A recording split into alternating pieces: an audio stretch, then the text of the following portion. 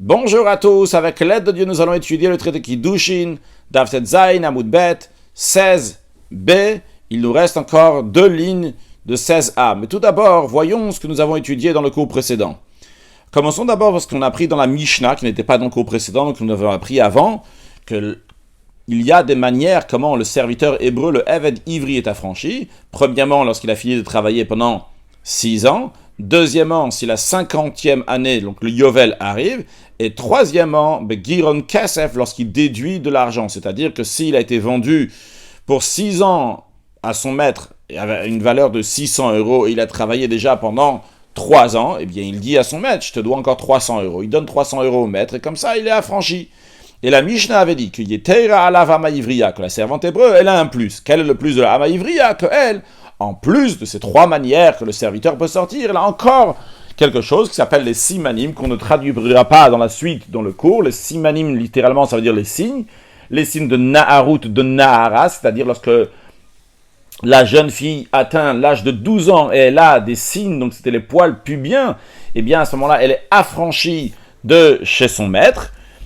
Et ça, c'est la 4e manière de comment, il y a un plus, quelque chose de particulier pour la Hama Ivriya, pour la servante hébreu. Resh Lakish a dit la chose suivante. Resh Lakish, il y a un chidouche. Il y a encore une manière comment la servante hébreu sort de chez son maître.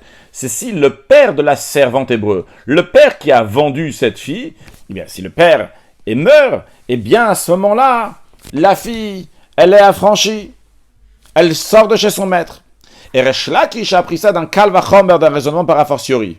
On a besoin de répéter maintenant le Kal Vachomer et le raisonnement par a fortiori, parce que dans la suite, à la fin de la discussion des paroles de Resh Lakish, on reviendra sur le Kal Vachomer que Resh Lakish a fait. Resh Lakish dit la chose suivante, que le père, il est plus puissant que la fille. Il est un Chomer, le père. Et le maître, il est calme, il est plus léger, il a une moins forte. Comment on voit ça? On voit, lorsque la fille a des simanim, les poils pubiens à 12 ans, elle sort de chez son maître. Alors, si elle sort de chez son maître, et pourtant, bien qu'elle sorte de chez son maître, elle ne sort pas de chez son père. Elle reste encore sous l'autorité de son père jusqu'à 12 ans et demi, jusqu'à qu'elle va devenir une bogueret. Alors, on voit que le père, il est encore plus puissant. Quand elle sort de chez son maître, elle sort pas de chez son père. Elle reste encore chez son père. Alors, lorsqu'elle sort de chez son père, quand le père meurt, elle sort de chez son père. Non, c'est sûr et certain qu'elle va sortir de chez son maître, que son maître est moins fort que le père. Ça, c'était le Kal Vachomer de Resh Lakish. La Gemara avait questionné sur Resh Lakish. Une idée qui avait été dit comme question, c'est comment ça se fait que le Tana n'a pas enseigné l'enseignement que Resh Lakish a dit que lorsque le père de la servante meurt, elle est affranchie, elle sort de chez son maître. A priori, le Tana de la Mishnah aurait dû dire, il y a encore une manière comment elle peut sortir. Une des réponses, et la réponse avait été donnée, Tana Veshayar, que, en effet, le Tana de la Mishnah, il a enseigné certaines choses, comment le serviteur et la servante sont affranchis, mais Veshayar, il a laissé d'autres choses. On avait dit, si tu dis Veshayar, s'il a laissé d'autres choses, il faut trouver encore pas seulement une chose qu'il a laissée, pas seulement la mort du père, mais il faut trouver encore d'autres choses. Et la Gemara donc avait discuté sur cela. La Gemara, elle était arrivée à une conclusion pour l'instant où on en est arrivé, c'est que le Tana de la Mishnah, de notre Mishnah dans le traité Kiddushin, qu'est-ce qu'il a enseigné? Uniquement les manières qui sont un caractère fixe. 6 ans de travail, la 50e année, une certaine somme d'argent avec laquelle elle est déduite, les simanim, les poils pubiens, tout ça sont des choses qui sont un caractère fixe. En revanche, la mort du père, ce n'est pas quelque chose qui a un caractère fixe, c'est quelque chose qui peut arriver à n'importe quel moment, on ne sait pas quand est-ce que ça peut arriver. C'est la raison pour laquelle que le Tana n'a pas enseigné. Dans les mots de la Gemara, on avait dit Tana davashi yeshlo kitzva, le Tana, le maître de la Mishnah, uniquement quelque chose qui a un caractère fixe, il a enseigné. En revanche, on a dit que davashi en lo kitzva, une chose qui n'a pas de caractère fixe, lo katane, il n'a pas enseigné. C'était là où on s'était arrêté, on est dans la 2e ligne du bas. Il nous reste 2 lignes de 16a en bas, donc l'avant-dernière ligne. La Gemara questionne sur la réponse qu'on a dit, que le Tana enseigne uniquement les choses qui ont des caractères fixes, veha simanim. Voyons pourtant les simanim. Donc encore une fois, on ne va pas traduire à chaque fois, mais simanim, on a dit c'est les signes de Naharut, les poils pubiens qui arrivent à l'âge de 12 ans. De'en lahem kitzva, qui n'ont pas de caractère fixe. Rashi nous explique Vasimanim, Chulot, etc. Rashi Yesh Memaheret Lehavi, car il y a des filles que ces signes de maturité sont de manière précoce. Yesh Memaheret, il y en a d'autres qui amènent ces signes-là donc plus tardivement. Et pourtant la Gemara nous dit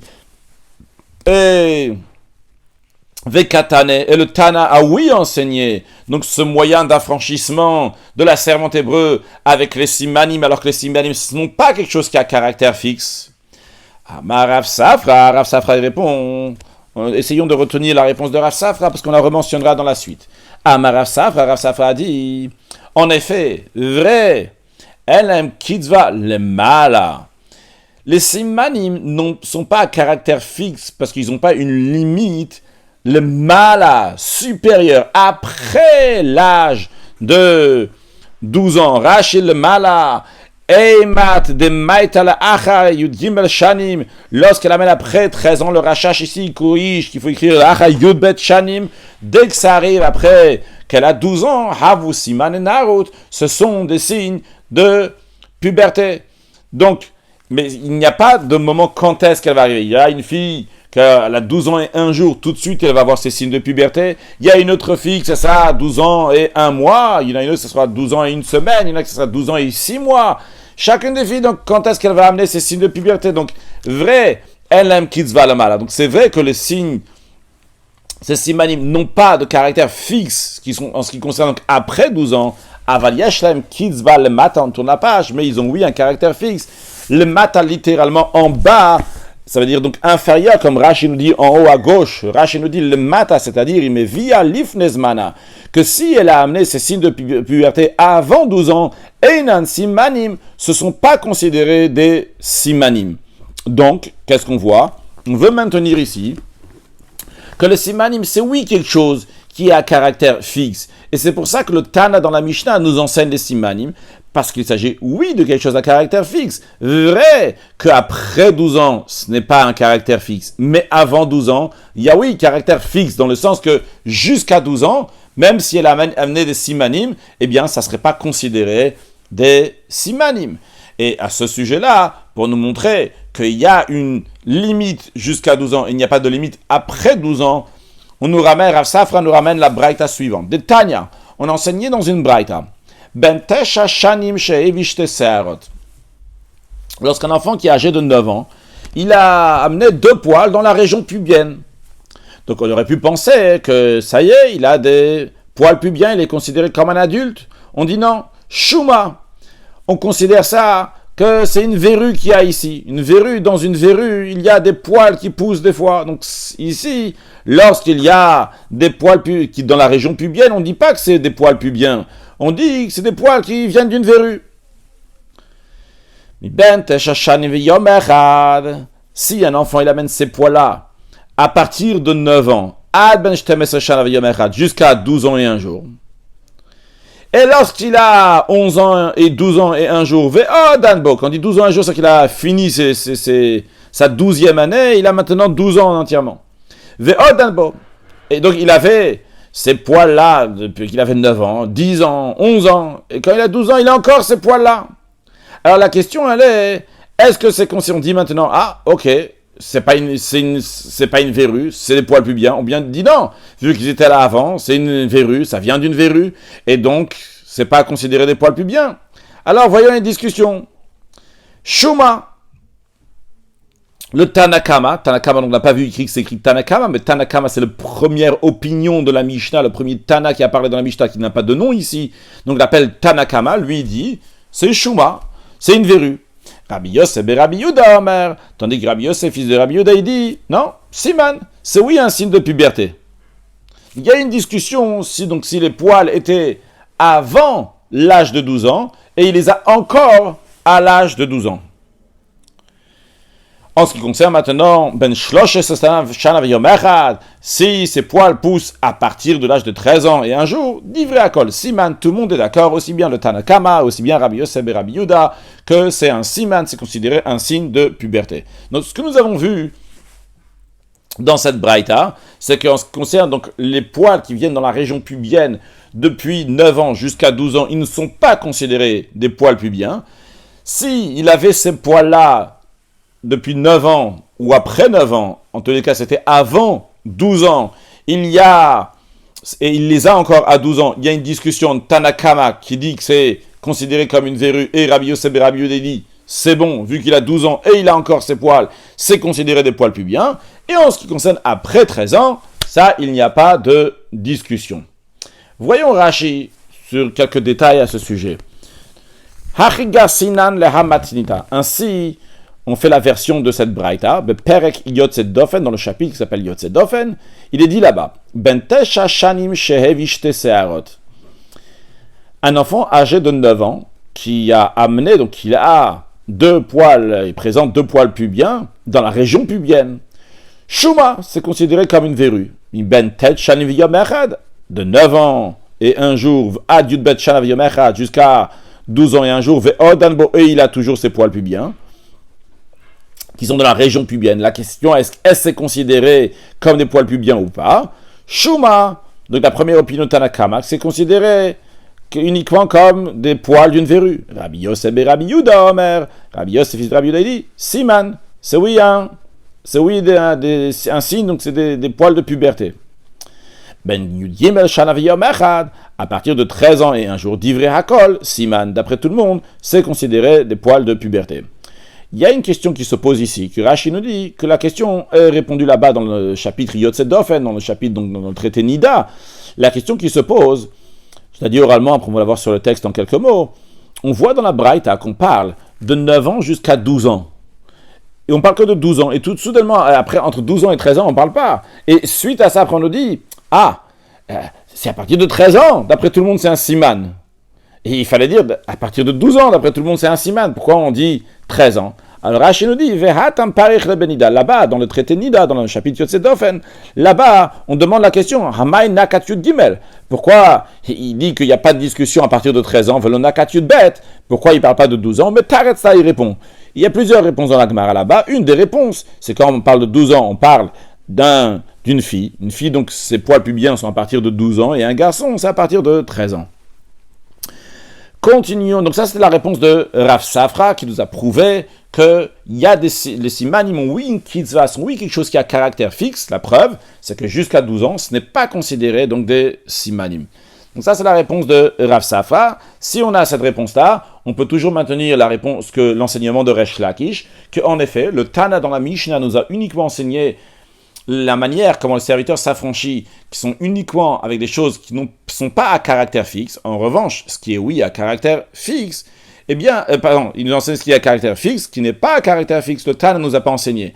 On a demandé, les simanim, c'est quelque chose qui n'est pas à caractère fixe, puisque chaque fille peut l'avoir, certains l'ont de manière plus précoce, donc d'autres l'ont de manière plus tardive. Eh bien, on dit non, ça c'est après 12 ans, en effet, il y a des différences. Mais avant 12 ans, c'est limité, c'est quelque chose dont il y a un caractère fixe. Et c'est pour ça que le Tana de notre Mishnah nous a enseigné les simanim. Il n'a pas enseigné la mort du père, qui n'est pas quelque chose qui a un caractère fixe. La Gemara continue à questionner sur l'enseignement de Resh Lakish. C'est Rav Sheshet qui va nous demander la question. Mativ Rav Sheshet. Metiv Rav Sheshet. Rav Sheshet demande une question à Resh Lakish. Voilà, on a enseigné dans une braïta. La braïta, on va la voir de manière plus longuement à la fin de notre cours aujourd'hui, à la fin de Daftet Zayin Amud Bet, et on va la voir brièvement dans le Rashi. Excusez-moi, il y a d'ailleurs d'autres Rashi. Alors avant de faire Mativ Rav Sheshet, on va continuer le Rashi. Rashi ben Tet Shanim. Donc à partir de 9 ans, Hakol Modim Shuma, tout le monde est d'accord que c'est considéré comme une verrue, des poils d'une verrue. Mi ben Tesha ben Yudbet Shana ve'odanbo, à partir de 9 ans jusqu'à 12 ans, et s'il est encore donc ces poils-là, qui est le Yudbet, lorsqu'il est arrivé à l'âge de 12 ans, Velo Nashu, et ces poils ne sont pas tombés, dans ces cas-là, Plukta, il y a une discussion entre Tanakama et Rabbi Yosef. Avalim Nashu Kodem Yudbet. Mais si ces poils-là sont tombés avant 12 ans, l'opali Rabbi Yosef. Rabbi Yosef n'en discute pas, n'est pas en désaccord avec le Tanakama. Pourquoi? Parce que c'est évident que c'est considéré comme une verrue des Igla et Milta, parce que le fait que ces poils-là, qui étaient dans la région pubienne, sont tombés avant qu'il a 12 ans, cela prouve, littéralement, Igla et Milta, ça s'est dévoilé la chose, c'est-à-dire que Ça s'est dévoilé des lav siman avec, en effet. Ce n'était pas un siman, ce n'était pas des poils pubiens, c'est des poils qui étaient dans la région pubienne, mais non pas des poils pubiens. En revanche, ce qui concerne donc à partir de 13 ans et plus, ce point-là, Modura Banan, les sages sont d'accord, c'est-à-dire les Tanakama sont d'accord, des Have Siman, que c'est considéré un Siman. Vafilunash, ou même si après ces poils-là sont tombés.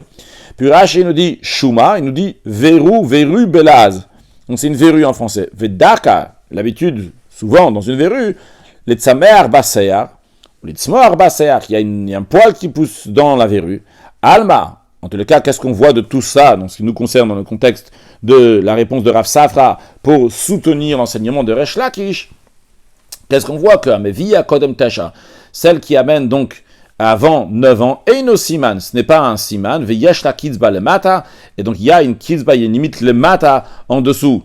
Tout à l'heure, je dis, il y a un signe qu'à partir de 12 ans, tout ce qui est avant 12 ans, c'est pas considéré. C'est pas exact. Rachid nous dit, avant 9 ans, c'est pas considéré. Parce qu'on a vu que d'après Rabbi Yosef, c'est oui considéré entre 9 ans et 12 ans, si c'est encore resté il y a 12 ans. Mais en tous les cas, on voit que le mata, il y a une limite, que ce soit à 9 ans, Rachid, donc il dit de 9 ans, donc pour l'opinion de tout le monde, Tanakama et Rabbi Yosef. D'après le Rabbanan, c'est même jusqu'à 12 ans. Mais en tous les cas, on voit qu'il y a le mata, il y a une limite donc inférieure, en dessous de 12 ans, en dessous de 9 ans, que jusqu'à là-bas, c'est pas considéré donc des poils pubiens.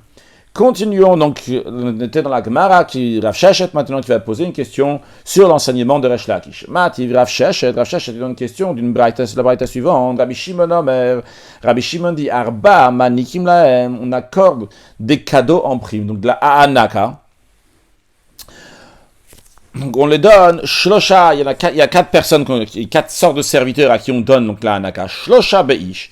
Il y a 3 fois qu'on donne Hanaka, on ne va pas traduire chaque fois Hanaka, donc c'est les cadeaux en prime qui sont donnés par le maître au serviteur lorsque le serviteur quitte le maître. Et Rabbi Shimon nous dit qu'il y en a 4 qui reçoivent cette Hanaka. Shlosha Beish. 3, c'est les hommes, quand on dit l'homme, c'est le serviteur hébreu, ou Shlosha Beisha. Et il y en a 3, donc chez la femme, donc c'est la servante hébreu. Et en tout, ça nous fait 4. Juste à noter que Rabbi Shimon n'a pas dit c'est qui ces 4, quelles sont ces manières-là. Nous allons les interpréter. Mais continuons pour l'instant. Tu ne veux pas dire qu'il y a 4 manières de Ha'anaka dans un seul, c'est-à-dire que dans le serviteur hébreu ou que dans la servante hébreu. Pourquoi? Les fichiers simanim beish. Parce qu'il n'y a pas de simanim dans l'homme. Quand il n'y a pas de simanim dans l'homme, évidemment qu'il y a des simanim, il y a des poils pubiens. Mais ce qu'on veut dire ici, qu'il n'y a pas la notion que lorsque l'homme amène des simanim, des poils pubiens, il va sortir de chez son maître. C'est les simanim, ça existe uniquement pour la servante. C'est la servante, lorsqu'elle amène des poils pubiens à l'âge de 12 ans, eh bien à ce moment-là, elle quitte son maître. Elle a franchi, elle n'est plus une servante. Donc c'est la raison pour laquelle on ne peut pas dire 4 chez les serviteurs. Parce que ça n'existe pas, les simanim chez le serviteur. On ne peut pas dire non plus 4 chez la servante. Pourquoi? Parce qu'il y a quelque chose qui s'applique uniquement dans le serviteur et non pas dans la servante. C'est quoi? Il n'y a pas de retsia, le poinçonnage de l'oreille, chez la femme. C'est-à-dire que la amaïvria, ça n'existe pas qu'elle va dire « Ah, je veux rester chez mon maître encore plus longtemps ». Après avoir travaillé 6 ans, et on va dire « Ah, on va la poinçonner pour qu'elle va sortir au Yovel ». Ça n'existe pas. Ça existe uniquement chez l'homme. Donc, qu'est-ce qu'on voit en tous les cas ici? On voit que Rabbi Shimon il nous dit qu'il y a 4 dans lesquels on donne à Hanaka. Voyons Rashi pour qu'on comprenne où est la question sur Resh Lakish ici. Dalet manikim lem. Il y a 4 à qui on donne la Hanaka. Alors Rashi nous informe que nous allons voir dans la suite de la Gemara aujourd'hui, dans Daftet Zayin Amud Bet vers le bas de la page, des Tanaï. On va voir donc des Tanaïm, des maîtres de la Mishnah, de la Braïta, donc pliés, qui sont en désaccord, les Kaman plus loin. Il y a une opinion qui dit que Boréach, celui qui fuit de chez son maître, un serviteur qui s'est sauvé de chez son maître. Deuxièmement, Kesef, un serviteur qui est sorti en déduisant l'argent, donc il a dit, je t'ai travaillé pendant 3 ans pour 300 €, il me reste encore 300 €, je vais te donner maintenant. Eh bien, il y a une opinion, il y a un Tana qui dit que Elman Nikimlo, que ces deux-là, et celui qui s'est sauvé de chez son maître, et celui donc qui sort en déduisant de l'argent, on ne leur donne pas à Hanaka. Il y a une deuxième opinion, il y a un Tana qui dit que que celui qui sort en déduisant de l'argent, lui, on lui donne oui, la Hanaka. Il y a uniquement ceux qui fuient de chez son maître qu'on ne lui donne pas. Alors, vu qu'il y a cette discussion qu'on verra plus tard, suite à cette discussion, les filles Kavaban Rabbi Shimon Minyan. Alors, Rabbi Shimon, il dit, on va dire un compte, on va dire qu'il y en a combien qui reçoivent à Hanaka, pour clarifier, donc Rabbi Shimon, il dit son opinion, comment, et qui est-ce qui reçoit, et qui est-ce qui reçoit pas. Il dit Arba, il dit il y en a 4 qui reçoivent. Est-ce que Rabbi Shimon veut nous dire qu'il y en a 4 serviteurs qui reçoivent la Hanaka? C'est pour nous exclure, pour nous dire que Ven Borer, Vegiron Echamem, et celui qui fuit, le serviteur qui fuit, et le serviteur qui a déduit de son argent et les sorti, les deux ne reçoivent pas. Dans tous les cas, ce qu'il y a à retenir pour ce qui nous concerne ici, à ce stade-là de la Gemara, c'est que Rabbi Shimon nous a dit qu'il y en a 4 qui reçoivent. En effet, il exclut celui qui fuit et celui qui a déduit de l'argent. Ce serviteur-là ne reçoivent pas la Hanaka, mais il y en a 4 qui reçoivent. Nous, on ne sait pas c'est qui ces 4-là, parce que Rabbi Shimon ne s'est pas prononcé. En effet, Rabbi Shimon nous a juste dit ceux qui ne reçoivent pas, celui qui se sauve, celui qui s'est fui de chez son maître, et deuxièmement, celui qui est sorti en déduisant de l'argent. Mais qui sont ces 4? Alors, on en connaît un peu, parce que Rabbi Shimon nous a dit, la femme n'est pas poinçonnée. Il nous a dit que la femme sort avec les simanim, avec les signes de puberté. Donc, on en connaît un peu, mais il nous a pas dit c'est quoi ces 4.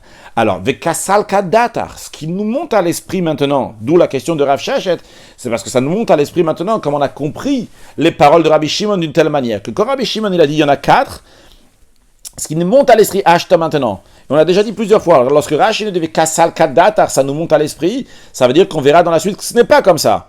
Mais maintenant, on pense comme ça, c'est la raison pour laquelle on demande une question sur Resh Lakish. Rav Sheshet demande une question de la Braïta sur Resh Lakish, parce que ce qui nous monte à l'esprit qu'on apprend la Braïta maintenant, c'est qui ces 4-là, Hachem. Premier, ce sont le suivant.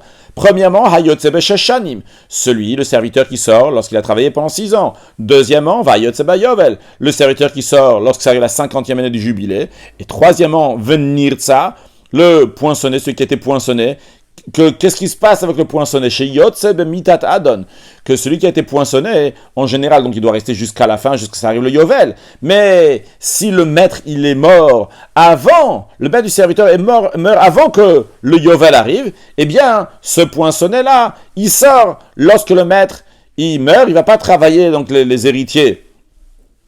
Donc ça, c'est les 3. Je répète encore une fois les 3. Celui qui a travaillé, le serviteur qui a travaillé 6 ans, celui qui est arrivé le jubilé, et troisièmement, celui qui a été poinçonné, qui sort lorsque le maître il meurt, et en ce qui concerne la servante hébreu, les simanim de Amayivriya, les simanim, donc les poils pubiens qu'elle amène, lorsqu'elle a ses poils pubiens à 12 ans, la servante hébreu, donc c'est quelque chose qui est particulier pour la servante hébreu. Donc, mais qu'est-ce qu'elle n'a pas, la servante hébreu? Parce que Rabbi Shimon il a dit, il y a 3 manières comment le serviteur s'affranchit, il y a 3 manières comment la servante s'affranchit. Les 3 manières que le serviteur, on a dit, c'est 6 ans, 50 ans et le poinçonnage. La servante, c'est 6 ans, 50 ans. Et les simanim. Le 3e point qu'il y a chez le serviteur, donc le poinçonnage, n'existe pas chez la femme. Et les simanim n'existent pas chez l'homme, chez le serviteur. Or, Rashi nous ramène les mots de Rabbi Shimon qui dit Ve'en retzi aba isha, qu'il n'y a pas de poinçonnage chez la femme. Alors, a priori, une question évidente qui se pose, qui sera discutée dans la suite. Et Rashi nous dit V'lekame parir. Dans la suite de la Gemara, on dira Beloretzi anami, que même si la femme cette servante n'est pas poinçonnée, donc quoi qu'il arrive, si le maître meurt, de toutes les façons, elle va sortir. Il n'y a pas besoin qu'elle soit poinçonnée chez le serviteur. Lorsque le serviteur, c'est un serviteur ordinaire, donc il travaille, il sert chez son maître. Et lorsque ça arrive, si le maître il meurt, il va servir les héritiers. On verra après dans le sud de la Gemara quel héritier exactement. En tous les cas, il va servir les héritiers. En revanche, la servante, lorsque le maître il meurt, eh bien, elle est directement affranchie, elle repart chez elle, chez sa famille. Donc, qu'est-ce qu'il y a besoin de me dire? Il n'y a pas de retzia, elle n'est pas poinçonnée, donc elle ne va pas sortir sur le maître il meurt. Si le maître il meurt, même si elle n'est pas poinçonnée, elle va sortir. Donc, on discutera de ça dans la suite de la Gemara. En tous les cas, revenons maintenant, qu'est-ce que Rav Sheshet va en déduire de cette braïta? Rav Sheshet veut dire, tu vois bien dans cette braïta, on voit clairement, on parle, il y en a 4 qui reçoivent à Anaka, sur le texte d'Agmara. Ve'imita, si c'est vrai que la servante, elle sort librement, elle est affranchie lorsque le père il meurt, nitnam imitat av, dans ces cas-là, on devrait enseigner aussi le décès du père, ça fait parmi celles qui reçoivent les cadeaux en prime, elle aussi elle devrait recevoir la Hanaka. Si le père il meurt, eh bien, elle est affranchie. Vu qu'elle est affranchie, si le père il meurt, elle devrait recevoir la Hanaka. Il fallait rajouter encore un moyen, comment la servante hébreu reçoit la Hanaka. Mitatav, si le maître si le père meurt, alors la Gemara dit, Rav Sheshet continue à dire, tu sais quoi, peut-être tu vas essayer de me répondre, alors Rav Sheshet, tu vas essayer de me répondre si, tu peux pas, tu vas essayer de me répondre si, tu peux pas non plus. Voyons, vri tema. Et si tu vas me dire, oui bon, Achanami Tana Veshayar. Ici aussi, le Tana, il a enseigné certaines catégories de serviteurs qui sont affranchis, mais il en a laissé des autres de côté qui n'a pas enseigné, c'est à toi de le savoir. Et donc, Mitata Av, la mort du père, fait partie aussi de ces manières que la servante va recevoir à Anaka. Tu ne peux pas dire ça. Vea Arba Katane. Rabbi Shimon t'a pas laissé de solution. Rabbi Shimon il dit Arba Manikim. Il y en a 4 qu'on donne la Anaka. S'il n'avait pas dit le mot Arba Manikim là, nous, tu aurais pu dire, il en dit certains, il en laissé d'autres. Quand il te dit 4, il y a 4, il n'y en a pas 5. Et si tu vas me dire, ok, c'est vrai qu'il a dit 4, mais Tana, le Tana, Davashish lo Kitzva Katane, il a enseigné uniquement quelque chose qui est à caractère fixe. Donc, caractère fixe, donc des choses qu'on a mentionnées a priori qui sont à caractère fixe. Mais Davashish lo Kitzva lo Katane et les moyens que les serviteurs, la servante sont affranchis, ce qui n'est pas à caractère fixe, il n'a pas enseigné. Tu ne veux pas dire ça non plus. Pourquoi? Va simanim danam kitzva vekatane, regarde, le simanim. Donc, c'est pas quelque chose qui a un caractère fixe, et pourtant ça a été enseigné. Ah, et peut-être tu vas me répondre, c'est vrai que le Tana, il a enseigné seulement des choses qui sont à caractère fixe. Et les simanim, bien qu'ils n'ont pas de caractère fixe, mais j'ai une réponse pourquoi. Avec Itema, si tu vas dire, achanami de Rav Safra. Ici aussi, on va dire, comme l'enseignement de Rav Safra, Rashi nous dit, de Yeshta Kitzva le Mata, Rav Safra, il a dit qu'il y a une limite inférieure en dessous 9 ans, en dessous 12 ans, en dessous 9 ans. Il n'y a pas, Rashi a dit clairement en dessous 9 ans, on va dire en dessous 9 ans. Donc il n'y a pas, les simanim ne sont pas considérés des simanim. Tu ne peux pas me dire ça. Pourquoi cette réponse-là n'est pas juste non plus? Parce que parce que dans les paroles du Tana, dans le Rabbi Shimon qui enseignait qu'il y a 4, parmi ces 4-là qui reçoivent la Hanaka, il y a la mort du maître, si le maître meurt. De Enaim Kitzva, que ça c'est pas quelque chose qui a caractère fixe, on ne sait pas quand est-ce que le maître va mourir. Et pourtant, avec Katan, et pourtant on l'a enseigné parmi la liste des 4 manières d'affranchissement qui va recevoir la Hanaka. Donc, c'est une question sur Resh Lakish. Donc, on récapitule. Rav Sheshet, il a dit, regarde, il y a une braïta dans laquelle on mentionne 4 qui reçoivent la Hanaka. Parmi les 4, ceux qui reçoivent la Hanaka, il y a même la mort du maître. Si le maître de celui qui a été poinçonné, il est mort, eh bien, ce serviteur qui a été poinçonné va sortir. Le maître qui meurt, c'est pas quelque chose qui a kitzva, qui est fixe. Et le Tana, il a dit qu'il y a 4 manières, 4, pas plus. Tu vois, il y a Mitat Adon, il y a la mort du maître. Donc, c'est cas-là, on devrait dire aussi Mitat Av, on devrait rajouter aussi l'enseignement de Resh Lakish. Si l'enseignement de Resh Lakish est juste, on devrait dire aussi que lorsqu'il y a la mort du père, la servante sort et elle reçoit un Naka. Pourtant, c'est pas quelque chose qu'on a enseigné. Preuve que c'est pas comme Resh Lakish. Alors, la Gemara va répondre avant de dire, d'abord Rashi, Mitat Adon, non, pas encore Rashi. Donc, avant de voir sur le texte de la réponse de la Gemara, je rappelle ce qu'on a dit tout à l'heure, que nous avons dit que Rabbi Shimon a dit qu'il y a 4 manières d'affranchissement qui vont recevoir la Hanaka, mais nous avons dit c'est quoi les 4 manières d'après Rabbi Shimon. Rabbi Shimon ne les a pas exprimées clairement, c'est nous qu'on a dit que ces 4 manières-là, c'est les 6 ans, les 50e année, et lorsque le maître meurt pour un serviteur qui a été poinçonné. La Gemara, elle répond maintenant, non. On a mal compris, c'était pas ça ce qu'il voulait dire le Rabbi Shimon lorsqu'il a dit 4. Mitat adondami lokatane. C'est pas juste. Dans la Braïta, lorsque Rabbi Shimon nous dit il y en a 4 à qui on donne, c'est pas c'est le 4e. Il n'y a pas cette notion-là de lorsque le maître il meurt qu'on va donner à celui qui a été nirtza, qui a été poinçonné. Il ne fait pas partie de Rashi, Mitat adon lokatane be'anedalet. N'a pas été enseigné dans ces 4-là. Alors la Gemara demande, ok, je suis d'accord, j'écoute, je suis prêt à écouter que la mort du maître ne fait pas partie de ces 4, mais dans ces cas-là, avec la Arba Maini, ou dans ces cas-là, quelles sont ces 4 catégories auxquelles le Tana fait allusion, ces affranchissements-là qui vont recevoir un Naka? La Gemara répond, voici les 4. 1, Shanim, donc les années, 6 ans. Deuxièmement, Veyovel, la 50e année. Et donc, le Yovel, c'est pour le serviteur, donc qui a qui a arrêté son service. Yovel, il était en train de travailler. Il n'a pas fini ses 6 ans. Le Yovel arrive, boum, on dit ça y est, il arrête de travailler. Une troisième sorte d'affranchissement, c'est aussi le Yovel, mais un Yovel d'un autre sorte de serviteur. Pas un serviteur qui est au milieu de ses 6 ans, mais le Yovel Shalnir Ritzia. Le Yovel de celui qui a été poinçonné, quand ça arrive le Yovel, il va sortir en liberté. Et le quatrième, c'est Ve'ama Yivri Abesimanim, la servante juive, qui devient libre donc par les Simanim, par les signes de Narud. Rashi, Shani Yovel. Donc de quel Yovel s'agit-il, Rashi nous signe Hapogé à Betorchech. C'est le Yovel, la 50e année, qui est arrivé au milieu de 6 ans du serviteur. Le serviteur n'a pas encore fait 6 ans, mais lorsque le Yovel est arrivé, il va arrêter de travailler. Puis, Yovel Shel Ritzia, toujours dans Rashi, Yovel Hamotzita Nirza, le Yovel, le jubilé, qui affranchit celui qui a été poinçonné. Vehane Chipushe de Yovel, Kol Chad Chashiv Apenafsha. Et ces affranchissements du Yovel, chacun d'eux est considéré en lui-même. C'est-à-dire, il y a le Yovel, le jubilé qui affranchit le serviteur qui était au milieu de ses 6 ans, et il y a le Yovel qui affranchit le serviteur qui a été poinçonné, et chacun d'eux est compté en lui-même. C'est quand on dit 4, il y a lorsqu'il a déjà travaillé 6 ans, deuxièmement, lorsqu'il est au milieu de ses 6 ans et le jubilé, le 50e année est arrivé, et troisièmement, lorsqu'il a été poinçonné et le jubilé est arrivé, donc il va sortir, et quatrièmement, pour la Hamaïvriya, donc sont les Simanim. Donc, si on va expliquer la Braïta d'une telle manière, il n'y aura pas la question de Rav Sheshet. Toute la question de Rav Sheshet était parce que parmi les 4 qu'on enseigne dans la Braïta, on a dit que parmi ces 4-là, il y a la mort du maître. On nous a dit maintenant, non, c'est pas la mort du maître qu'il faut mettre en 3e position. C'est le Yovel qui a franchi celui qui a été poinçonné. Donc, la mort du maître n'a pas été dit. De la même manière que la mort du maître n'a pas été dit, la mort du père aussi n'a pas été dit. Donc, il n'y a pas de question sur Resh Lakish. Et la Gemara a dit qu'en effet, cette manière de présenter la Braïta, dans laquelle on dit que les 4 qui sont mentionnés, c'est les 6 ans, le Yovel de celui qui est au milieu de ces 6 ans, le Yovel de celui qui a été poinçonné, et les Simanim pour la Hamaïvriya, ça c'est plus logique de dire que c'est les 6 ans, le Yovel, la mort du maître pour celui qui a été poinçonné, et les Simanim. Pourquoi? La Gemara dit, Hachinami Mistabra. En effet, c'est logique de supposer cela, que c'est ça les 4. Pourquoi? De Katan et Seifa.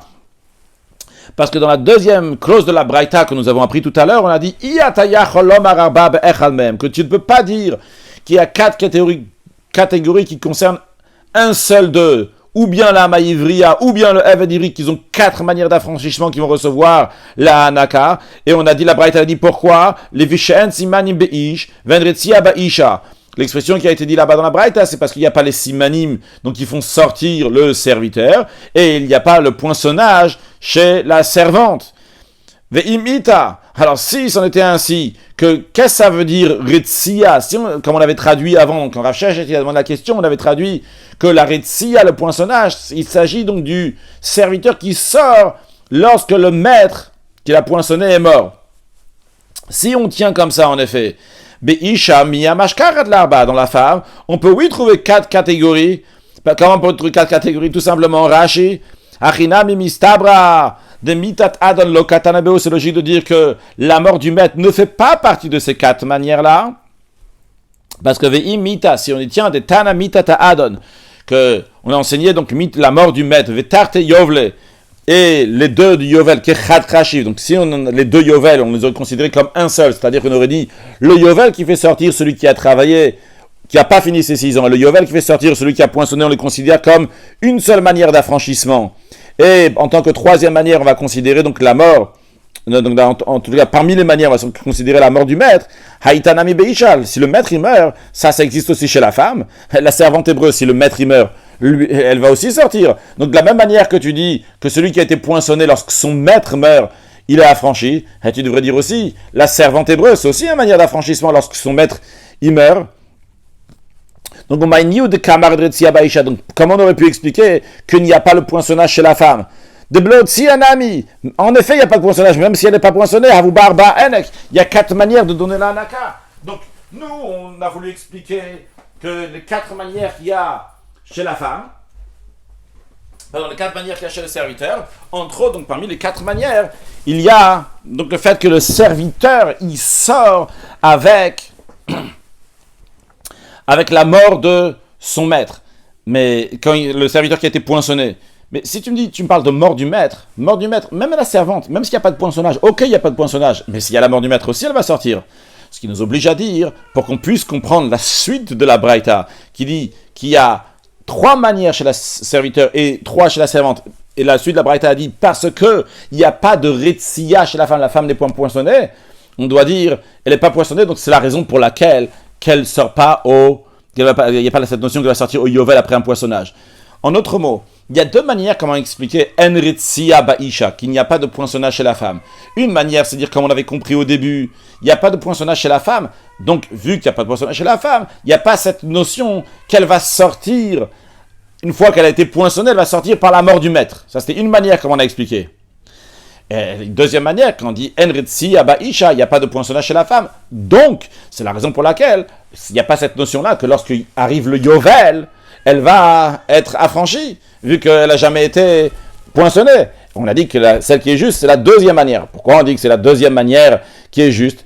Parce que si c'est la première manière qui est juste, dans ces cas, elle ne peut pas être juste. Parce que on nous dit, en retsia, il n'y a pas de poinçonnage chez la femme. C'est la raison pour laquelle que la femme, il n'y a que le serviteur qui sort lorsque le maître meurt après être poinçonné.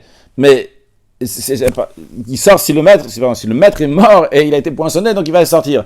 Mais chez la servante aussi, si le maître il meurt, elle aussi, elle va sortir, même si elle n'a pas été poinçonnée. Ce qui nous oblige à dire que Retsia Ba'isha veut dire qu'il n'y a pas la notion de Retsia de poinçonnage. Et c'est la raison pour laquelle il n'y a pas le fait de sortir au Yovel après être poinçonné. Donc la Gemara a dit en effet, Shma Mina, tu peux apprendre de là, en effet, tu peux en déduire de là que on n'a pas, dans la Braïta, on ne parle pas du décès du maître. Donc, en effet, on ne parle pas du décès de maître. Donc, vu qu'on ne parle pas du décès du maître, il n'y a pas la question sur Resh Lakish, que lui, il a rajouté le décès du père. Donc, il n'y a pas de question sur Resh Lakish pour l'instant. La Gemara, cette fois-ci, demande une grosse question sur Resh Lakish, et continue à questionner l'enregistrement de Resh Lakish. Donc, Mativ Rav Amram. Rav Amram donc demande, oppose, il dit comme ça. Écrit dans la Braïta, voici les serviteurs auxquels on accorde des cadeaux en prime. Ayot Sebeshanim, celui qui sort de chez son maître lorsqu'il a fini les 6 ans. Deuxièmement, Bayovel, celui qui sort lors du jubilé. Obemitata Adon, et lorsque le maître décède. Donc il y a écrit ici Mitata Adon, lorsque le maître décède. Ama Ivria, et la Ama Ivria, la servante hébreu, Besimanim, avec des signes de puberté. Alors, imita, si on tient de l'enseignement de Resh Lakish que lorsque le père meurt, elle va être affranchie, la servante hébreu. On devrait dire aussi la mort du père. Et si tu veux me dire ici, donc on va encore une fois, on va proposer des réponses. Rav Amram va dire, si tu veux me dire des réponses, on ne peut pas, il n'y a pas de réponse ici. Tu veux me dire Tana Veshayar, que le Tana il a enseigné certaines catégories d'affranchissement, mais il en essaie des autres. Va Eilou Katana, il a dit Eilou, c'est cela et pas des autres. Si tu veux me dire que le Tana il enseignait uniquement des affranchissements qui ont un caractère qui est fixe, mais des affranchissements qui ne sont pas à caractère fixe, il n'a pas enseigné. Regarde, il y a les simanim qui n'ont pas de caractère fixe, pourtant il les a enseignés. Si tu vas me répondre à Hanami Kidra Safra, tu vas me donner la réponse que Rav Safra il a dit qu'il n'y a pas de limite donc supérieure, mais il y a des limites inférieures jusqu'à 9 ans et pas plus. Aïkamitata, tu ne pourras même pas me répondre ça, parce que dans cette Braïta, il y a écrit le décès du maître. Le décès du maître fait que le serviteur va sortir. Donc, si le Tana a dit des choses donc, qui ne sont pas à caractère fixe, comme le décès du maître, il aurait dû dire aussi que si l'enseignement de Resh Lakish, que le décès du père doit franchir la servante hébreu. Tu ne peux même pas dire que Tana Veshayar, parce que il a écrit Elou, ça veut dire voici cela et pas des autres. Et c'est la raison pour laquelle la Gemara dit en effet, Tiyuvta de Resh Lakish, Tiyuvta, cette grosse question qu'il y a sur Resh Lakish, c'est une question, et donc l'enseignement de Resh Lakish est repoussé, et lorsque le père meurt, le père de la servante hébreu meurt, eh bien, la servante ne sera pas affranchie. Ok, on ne tient pas de Resh Lakish maintenant, mais la Gemara demande, ok, je comprends, la Braïta ne nous dit pas l'enseignement de Resh Lakish. Mais ça même, pourquoi pas dire l'enseignement de Resh Lakish? Resh Lakish Kalvachomer Amar. Pourtant, Resh Lakish, il a proposé un Kalvachomer pour appuyer ce qu'il a dit. Halagma répond vrai, il a proposé un Kalvachomer. Mais Kalvachomer Prichai, c'est un Kalvachomer qui est erroné, qui est cassé de base. Pourquoi? Mishum de Ikalemef, les Mifrar. Parce qu'on peut demander comme question, on peut contester en disant, comment tu peux comparer, comment tu veux un tel Kalvachomer? Mal simanim shenishtana aguf. Quelle comparaison tu fais lorsque la fille a les simanim, qu'elle sort de chez le maître et elle reste encore chez le père? Quel rapport? Tout simplement, là-bas, le corps a changé. Qu'est-ce que le corps a changé? Le père, il a vendu au maître une servante qui était ktana, elle était petite. Du moment où elle a eu des signes de puberté, elle a des simanim, elle est devenue une autre catégorie. C'est plus la même personne qui a été vendue. Il a vendu une personne, maintenant c'est une autre personne. C'est la raison pour laquelle, lorsque ça arrive 12 ans, eh bien à ce moment-là, elle va être affranchie. Est-ce que tu peux en déduire de là que le décès du père, elle va sortir de chez son maître alors que le corps n'a pas changé? C'est toujours la même, c'est toujours une ktana que le père il a vendue. Elle se trouve chez le maître. Alors la Gemara essaye quand même de faire tenir l'enseignement de Resh Lakish avec une contradiction entre deux braïtot. Tanechada, on enseigne dans une braïta que enek eved ivril atzmo, que la hanaka au serviteur hébreu, c'est pour lui-même, c'est lui-même qui le prend et non pas quelqu'un d'autre. De même, en ce qui concerne la hanaka qui est donnée à la servante hébreu, c'est pour elle-même et non pas à quelqu'un d'autre. Ça, c'est une braïta. Donc, en deux mots, cette braïta nous dit, le serviteur et la servante, les cadeaux leur appartiennent. Lorsqu'ils quittent leur maître, ils reçoivent les cadeaux, ça leur appartient. Tanya Idar, une autre braïta, qui est a priori contradictoire, qui nous dit que les cadeaux en prime que la servante juive reçoit lors de son affranchissement, aussi bien que les objets qu'elle trouve pendant la période de servitude, eh bien, ça appartient à qui? À son père. Ah, et a priori, on pourrait dire, il y a un problème. Comment c'est possible que ça appartient à son père? Elle est servante actuellement. La seule revendication du maître qu'il peut avoir, c'est la compensation pour le temps perdu par la servante. Ça lui a mis 1 minute de ramasser 100 €, on lui paiera pour la 1 minute. Mais les 100 €, ça appartiendra à son père. Rashi, ve'el rabba. Donc on a dit, tout ce que son maître, il a, la seule revendication qu'il a, bimtsiyata, en ce qui concerne ce qu'elle a trouvé, sa trouvaille. El asra batala, uniquement le temps perdu, kama chez bitla mimlata, le temps qu'elle a perdu de son travail, qu'elle a annulé son travail, qu'elle a négligé son travail chez Ibehata lorsqu'elle a soulevé cette trouvaille. En tous les cas, il y a une question a priori qui se pose, qu'on dit que pour le serviteur hébreu, le cadeau, les hanaka sont pour lui. Ce qui a l'air évident, c'est pas un petit, c'est un adulte. La Gemara demande, le Rashi nous prévient que plus tard dans la Gemara on demandera, le fait que la hanaka du serviteur hébreu c'est à lui-même, c'est évident. Donc on aura la réponse plus tard en ce qui concerne ça. Mais en ce qui nous concerne ici, notre problème que nous avons, c'est qu'une braïta nous dit que la servante hébreu, elle reçoit la hanaka lorsqu'elle finit de travailler, c'est pour elle-même. Et une deuxième braïta qui nous dit, quand elle finit de travailler, elle reçoit la hanaka, ça appartient à son père. C'est contradictoire. Alors la Gemara va dire, il y a une différence de situation dans les deux, et sûrement ça pourrait aider Resh Lakish, a priori, comme ça on veut présenter les choses. La Gemara dit, Maïlav, n'est-ce pas? Ha, de navka besimanim. Cette braïta, elle parle lorsqu'elle sort de chez son maître parce qu'elle a des signes de Narut. Donc, vu qu'elle est sortie de chez son maître parce qu'elle a des signes de Narut, c'est la raison pour laquelle elle est encore sous le droit de son père. On a dit qu'elle est sous le droit de son père jusqu'à 12 ans et demi. Elle sort de chez le maître quand? À 12 ans. Elle sort de chez son maître à 12 ans. Son père, le maître lui donne des cadeaux. Vu qu'elle est encore sous le droit de son père, tous les cadeaux qu'elle a reçus parce qu'elle sort de chez son maître, Bessimanim, parce qu'elle a 12 ans, elle a des poils plus bien, ça ira à son père, parce qu'elle est sous le droit de son père jusqu'à 12 ans et demi. Rashi, Hadenavka Bessimanim, Ve'avia Kayam, et le père, donc, qui est encore vivant, donc ça appartient au père. On continue la Gemara, Veha, et l'autre Braïta qui nous dit que ça appartient à elle-même, la Naka le reçoit pour elle-même. De Nafkala Bemitatav, on parle qu'elle est sortie en raison du décès de son père. Son père, il est mort, c'est pour ça qu'elle est sortie. Et vu qu'elle est sortie, il n'y a pas de père. C'est pour ça qu'elle-même va recevoir cette Anaka. Rashi va de Nafka Bemitatav, de Oil le Teleav, vu que le père n'est plus en vie, Zachia I Be'enek, elle reçoit elle-même, elle mérite elle-même, elle a le droit sur la Anaka. Donc a priori, ça pourrait aider Resh Lakish. La manière donc de réconcilier ces deux braïtot, c'est uniquement avec l'enseignement de Resh Lakish. La braïta, lorsqu'on dit que c'est le père qui reçoit, Quand elle sort à 12 ans, le père il est encore en vie. C'est le père qui reçoit, parce qu'elle est sous le droit du père jusqu'à 12 ans et demi. Et l'autre braïta qui dit que c'est elle-même qui reçoit, c'est si le maître il est mort soudainement, par exemple, le père il est mort soudainement, elle avait 10 ans, ou pas soudainement, en tout cas le père il est mort à 10 ans, eh bien elle sort de chez le maître, et là c'est elle qui va recevoir la naka. La Gemara elle dit non, il n'y a pas besoin de réconcilier les deux braïtot de telle manière. On peut très bien dire que il dit de nafra le bessimanim.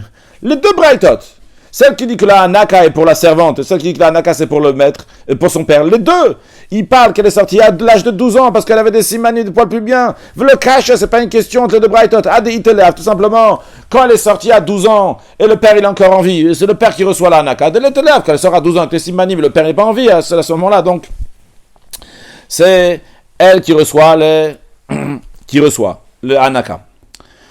Donc la Gemara elle dit je comprends bien ce qu'on a dit que le anaka, je comprends le chidouche, donc on dit que la anaka de la servante hébreu c'est pour elle-même. Qu'est-ce qu'on vient nous dire ici? Il y a de quoi exclure le maouté achin, c'est pour exclure les frères. C'est-à-dire, avant de continuer sur le texte d'Agmara, le père il a les droits de la fille jusqu'à 12 ans et demi.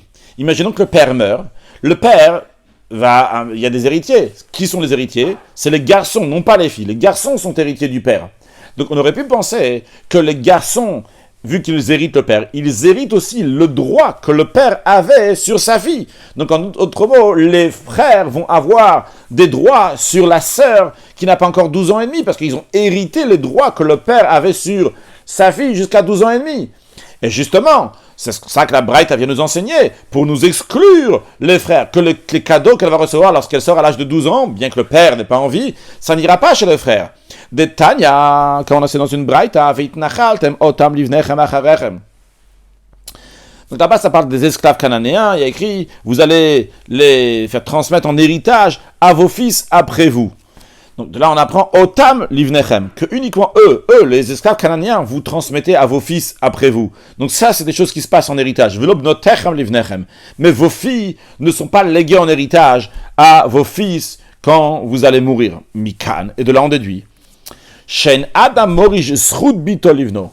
Qu'un homme ne lègue pas les droits qu'il avait sur sa fille, ne les fait pas hériter à son garçon ou à ses garçons.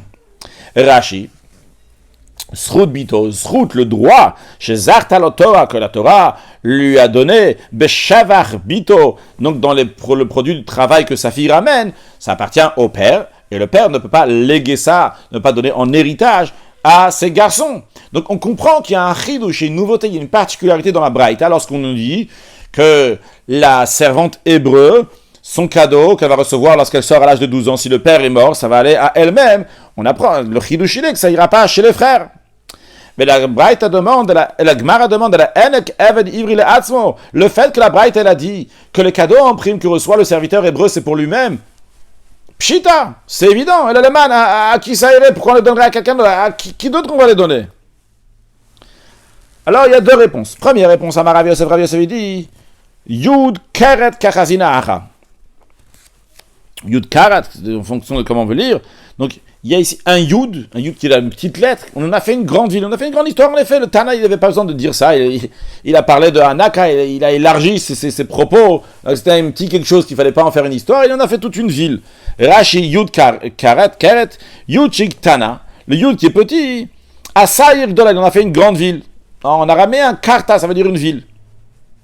Kelomar, c'est-à-dire Erech Mishnatochinam, ça veut dire qu'il a étendu son enseignement gratuitement, sans nécessité. Ce n'était pas nécessaire de parler du serviteur hébreu. Donc d'après Rav Yosef, en effet, il n'y a pas de chidouche ici, le Tana juste il s'est étendu, il n'y avait pas besoin de le dire. Abaye Amar, Abaye dit non. Il y a quelque chose de nouveau ici dans cet enseignement. Hachi Amar Rav Sheshet. Rav Sheshet nous dit comme ça. Hamani, l'auteur de cette braïta c'est qui? Toutayu.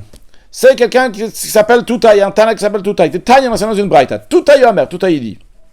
Lorsque la Torah elle dit à propos de la Hanaka, il y a écrit Anek Taniklo, que tu vas le donner à lui, tu vas le donner au serviteur. Toutaï nous dit, qu'est-ce qu'on vient apprendre ici? Que c'est l'eau, velo le Baal Chovo. Il faut le donner à lui, l'argent, et pas à son créancier. C'est-à-dire que si le serviteur il doit de l'argent à quelqu'un, le maître doit donner l'argent au serviteur et non pas au créancier à qui le serviteur doit de l'argent. pourquoi on aurait pensé de faire une telle chose? Rashi, v'lo le Baal Chov, et non pas son créancier. On me dit Sfira lanke Rabbi Nathan. Car en général, on tient de l'enseignement de Rabbi Nathan. On l'a déjà vu dans le passé dans la Gemara, que Rabbi Nathan il dit que lorsque Reuven il a prêté 100 euros à Shimon, et Shimon a prêté 100 euros à Lévi, eh bien, on prend les 100 euros de Lévi, on les donne directement à Reuven. Donc on aurait pu penser ici qu'on fait exactement la même chose. Vu qu'ici il y a le maître, donc il veut donner de l'argent au serviteur, à la place de donner au serviteur, il va aller directement chez le créancier.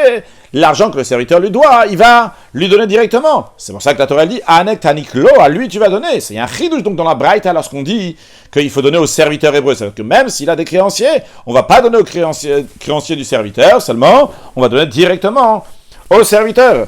Comme Rashi nous dit, conclut Rashi, Atalo, c'est pour ça que le mot lo est venu. Anek tanik lo, tu vas le donner à lui. Après, et ça nous exclut des enseignements de Rabbi Nathan, que des fiches le aident, comme je l'ai expliqué avant. La Gemara maintenant va reprendre la Braïta qu'on a citée auparavant. On avait prévenu qu'on allait la voir à la fin de cette page-là. Goufa. Revoyons le gouffre, le corps même donc, du sujet. Elomani kimlaim. Voici les serviteurs auxquels on accorde des cadeaux en prime. Hayotse bashanim. Premièrement, celui qui sort de chez son maître lorsqu'il a fini de travailler pendant 6 ans. Ou Vayovel, celui qui sort donc à la 50e année. Ou Bemitata Adon, celui qui sort lors du décès de son maître. Ve'ama yivriya besimanim, la servante juive, lorsqu'elle a les signes, donc là les simanim. Aval boreer veyotse begiron kesef. En revanche, le serviteur qui a fui son maître. Ou bien le serviteur qui sort par déduction d'argent. En manikim lo, on lui accorde pas de cadeau. Ça, c'est l'opinion de Tanakama. Rabbi Meir dit Boréa Manikim-lo, que le Boréa, uniquement celui qui a fui, on ne lui donne pas des cadeaux. Mais Veyotse Begiron Kasef, celui qui sort en déduisant de l'argent, Manikim-lo, on lui donne oui des cadeaux. Donc il y a 2 opinions. Rabbi Shimon Omer, Rabbi Shimon dit Arba Manikim-laem, il y en a 4 à qui on donne des cadeaux. Shlosha Beish ou Shlosha Baisha. 3 qui concernent un homme et 3 qui concernent la femme. Quand on dit l'homme, donc c'est le serviteur et la femme, c'est la servante, comme on l'a déjà vu avant. Et tu ne peux pas dire qu'il y en a 4 qui concernent le serviteur ou 4 qui concernent la servante. Les Vishen Simanim Baish, parce qu'il n'y a pas l'affranchissement par les Simanim chez le serviteur. Ou Retsia Baisha, et il n'y a pas la loi de Retsia, de poinçonnage par la femme. Ça, c'est la Braïta dans son intégralité. La Gemara dit, d'où c'est ces lois-là? La Gemara répond de Tanura Bana, donc une autre Braïta. La Braïta nous dit,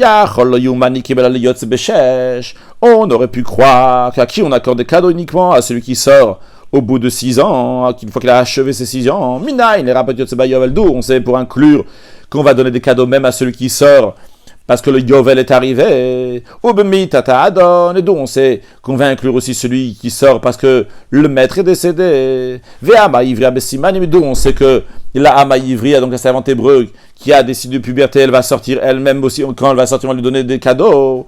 Talmud Lomar, le verset il dit, Teshalchenu vechi teshalchenu. Il y a une double expression. La Torah dit une fois, Teshalchenu, tu vas le renvoyer. Il y a écrit, Vechi teshalchenu, lorsque tu vas le renvoyer. Rashi. Plus loin, donc on va voir la raison de tous qui reçoivent la Hanaka. Elle a l'ayotze beshesh. On aurait pu penser que uniquement ceux qui sortent à la 6e année des Anek Bedidektiv, car l'expression du verset Anek Taniklo, donner des cadeaux, elle parle de quelqu'un qui a travaillé pendant 6 ans. Donc j'aurais pu penser que uniquement celui qui a travaillé 6 ans, lui, il va recevoir des cadeaux. Donc c'est pour inclure aussi les autres. 2 fois l'expression de Teshalchenu, tu vas le renvoyer. Ou le Rabot Shashiluchin, la 2e fois qu'il a écrit Teshalchenu, c'est pour inclure d'autres affranchissement, les Anek, eux aussi vont recevoir la Anaka. Donc le principe général, on a que celui qui est renvoyé, eh bien, toutes sortes de renvois. Tout celui qui a affranchi reçoit la Anaka, pas seulement ceux qui sortent à 6 ans. Alors, au bout de travailler 6 ans, donc tous. Non, si tous sont inclus. Yachol shanim rabbe boreach v'yotze begiron kesef. Possible dans ces cas-là que je vais inclure aussi celui qui a fui son maître, que lui aussi il faut lui donner la naka, ou celui qui a déduit de l'argent que lui aussi il doit sortir par naka. Talmud loma v'chite shalchen uchavshi me'imar. Le verset il dit lorsque tu vas le renvoyer libre de chez toi, mi sheshiluch o me'imar. Non, de lui, celui qui le renvoie vient de toi. C'est toi qui l'as renvoyé. Il y a ta boréar, ça exclut celui qui a fui. Tu l'as pas renvoyé, il s'est sauvé tout seul. De même, ça exclut celui qui s'est sauvé parce qu'il a déduit de son argent. Et c'est pas toi qui l'as renvoyé, c'est lui qui a fui, c'est lui qui est parti. Si c'est lui-même qui est parti, celui qui a décidé de partir, tu ne dois pas lui donner un naka. Donc ça, c'est l'opinion de Tanakama. Rabbi Meir dit, non, Boréach Amanikim, uniquement le Boréach, uniquement celui qui a fui, on lui donne pas. Den Shiluch Meimar, celui qui a fui, en effet, c'est pas toi qui l'as renvoyé, mais le serviteur qui sort par déduction d'argent, chez Shiluch Meimar, il a été renvoyé de toi, il a fait une affaire avec toi, etc. Il t'a travaillé pendant 3 ans, il t'a donné 300 € pour les 3 ans qui restaient, eh bien lui, tu dois lui donner un akarashi, chez Shiluch Meimar, qu'il n'est pas renvoyé de toi, midatra, d'après Tanakama, c'est pas toi qui as décidé qu'ils partent. Et la MLM, c'est eux qui ont voulu partir. L'un il a fui, l'autre il a donné l'argent. Et chez Shiluchom et Imar, donc d'après Rabbi Meir, oui, c'est considéré qu'il est parti de toi. Chez Mekabel Giron, car le maître il a reçu donc la déduction d'argent, mais Shalcho, donc après il le renvoie. Donc, d'après Rabbi Meir, le Boréach, on ne lui donne pas, mais celui qui fuit, on ne lui donne pas, mais celui qui sort par déduction d'argent, lui, il sort, oui. Donc on a expliqué donc la braïta qu'on avait vu avant avec l'enseignement de Rabbi Shimon. On voit en tous les cas d'où vient leur source, les explications, pourquoi donc celui qui fuit, celui qui sort en déduction d'argent, il ne reçoit pas la hanaka, ou bien il y a seulement celui qui fuit qui ne reçoit pas la hanaka. On a vu le raisonnement. Mais en tous les cas, on a vu que le Tanakama et Rabbi Meir, ils sont d'accord, les deux, que celui qui est boréach, celui qui se sauve, il ne reçoit pas Hanaka. Mais la Gemara demande, boréach hashlam abaye, il se sauve. Mais celui qui se sauve, celui qui a fui, il a besoin de compléter. Il va revenir. S'il a travaillé pendant 4 ans, il s'est sauvé, quand on le retrouve, il continuera encore 2 ans qu'il doit faire, il va finir les 6 ans. Donc, la question de la Gemara, dans ce cas-là, hashlam abaye, le hashlim shesh, donc il doit finir les 6 ans, ou le achar hashlama, une fois qu'il a fini les 6 ans, c'est comme si celui qui sort au bout de 6 ans consécutifs, lui il s'est sauvé au milieu, mais après il est revenu, il a complété ses 6 ans. Donc Viganiku, donc celui-là aussi, il devrait recevoir la hanaka.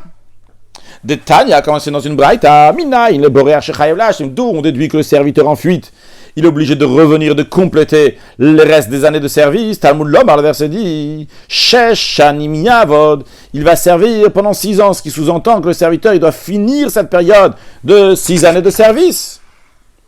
Continuons la braïta de Yudzaïn Amud Aleph, Yachol afilu chala, on aurait pu croire que même s'il est tombé malade, il doit récupérer le temps perdu à cause de sa maladie de compléter. Talmud Lomar. Pour cela, le verset il dit, une deuxième partie, où va shvit yetze. Quand ça arrive la 7e année, il va sortir. Donc pour nous dire que le serviteur, il va avoir sa liberté à la 7e année, même s'il était malade pendant son service. Alors la question qui se pose ici, pourquoi on dit que le boréach, et d'après Tanakama, et d'après Rabbi Meir, celui qui a fui son maître, il ne reçoit pas un naka. Mais lui aussi, il a fui, il va revenir, il va finir, et quand il aura fini, il va recevoir un naka. Il est comme tout le monde qui a fini les 6 ans. Alors, Amar Rav Sheshet, il dit, ici de quoi on parle? De quoi on parle dans cette braïta, dans la discussion de Tanakama et Rabbi Meir? On parle qu'il a fui. Ou Pagaba Yovel, et Yovel il arrive. Quand est-ce qu'il arrive le Yovel? Comme Rashi nous dit sur la 2e ligne, ou Pagaba Yovel, Acheken le Machat. Peu après, d'après Rashi le Machat, le lendemain, le Yovel est arrivé. Donc il y avait un jour, comme ça il restait encore un jour, et il s'est sauvé, donc il ne va pas revenir pour faire ce travail-là. Le Yovel est arrivé maintenant. Alors, Mao de Tema, la Gemara nous dit, tu aurais pu penser, tu aurais pu dire, oh, il va affecter le Yovel, vu que c'est le Yovel qui l'a renvoyé. Ça y est, le Yovel, il est là maintenant. Je veux dire, il a été renvoyé de chez toi, parce que c'est le Yovel qui l'a fait renvoyer. Velonik ne sait. Donc, on ne va pas le sanctionner. Venanikle, on va lui donner la Nakakamash-Malan, justement, ce qu'il vient nous enseigner, le Tana, que le fugitif, il n'a pas le droit au cadeau quand le Yovel arrive. On va s'arrêter avec ça pour aujourd'hui. On va conclure avec une halakha En ce qui concerne, on a vu comment Rav Yosef il a dit que le Tana Yud Karat, il a fait d'un petit Yud, il en a fait toute une ville. Alors intéressant, en ce qui concerne, donc, il y a l'explication de Rashi, que de Yud, il en a fait un Karat, il en a fait une ville. Mais le Aroch, il explique que c'est le nom d'un Chacham qui s'appelle Yud Karat. Donc il est mentionné d'ailleurs de Masachet Tanit. Alors le Ben Ishraï, on lui a demandé quelqu'un qui veut appeler son fils avec une lettre des 22 lettres de l'alphabet, Aleph, Bet, Gimel, Dalet, etc. Est-ce qu'il peut l'appeler d'une telle manière ou pas? Alors le Ben Ishraï a dit qu'il n'y a aucun souci, il peut le faire. Et ceux qui disent qu'il ne peut pas faire, eh bien ils se trompent. On trouve clairement dans le traité de Pirkei Avot, il y a écrit Ben He Omer. He, il dit, les Fumtsara Aga, on trouve donc ici dans Gemara Tanit, quelqu'un qui s'appelle Yud, celui qu'on vient de mentionner ici, Dalet Amud Aleph, Bet Amud Bet, qui s'appelle Yud. En tous les cas, on voit qu'il y a des Chachamim qui s'appellent avec le nom des lettres. Juste à noter qu'il y en a qui disent qu'il s'appelle He, il n'est pas appelé ça sur la lettre He, seulement comme c'était un guerre, on a dit Ben He, pour le cacher, qu'il n'y a pas des gens qui vont dénoncer qu'il a été converti parce que c'était interdit. Donc on a dit He, ça fait référence à Avram et Sarah, qui ont leur ajouté le He. Il y a aussi Ben Bagbag, dans ce même esprit-là, c'était un Ben Gerim. On l'appelait Bagbag. Bag, c'est la valeur numérique Bet Gimel de He. Ça fait référence à Avram et Sarah. En tous les cas, donc d'après ça, d'après Ben Ishraï, on pourrait appeler un enfant avec ce nom-là, donc avec des noms de l'alphabet, des Aleph, Bet, etc., jusqu'à Tav. Un sujet de Chassidut. Le Tzemar Tzedek, il explique, en ce qui concerne donc, le fait que la servante elle sort lorsqu'elle a des siman enar ou des signes de puberté, qu'elle dit la Ama Ivriya, ça représente le monde de Bria. Dans le monde de Bria, c'est le niveau de Bina qui se trouve là-bas. Donc en général, c'est le monde de Bina et le monde de Bina.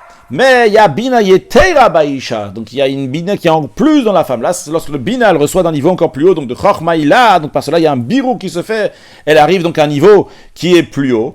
Et c'est pour ça d'ailleurs qu'il y a écrit Bina Yetera Nita Baisha. Que là, une Bina Yetera qui est en plus. Il explique basé sur ça aussi le fait qu'elle reçoit les signes de puberté avant le garçon. Le garçon, on l'a dit, il reçoit à 13 ans. La fille, donc c'est à partir de 12 ans, c'est parce qu'il y a un niveau de Bina Yetera qui est au niveau du Bina ordinaire qui se trouve dans le monde de Bria. Et basé sur ça, dans la suite aussi, il explique lorsqu'un homme va vendre sa fille en servante, ça fait référence à Kadosh Baruch ou le Ish qui est appelé Ish, qui vend sa fille, donc Bunot Yerushalayim, la fille juive qui va devenir en servante.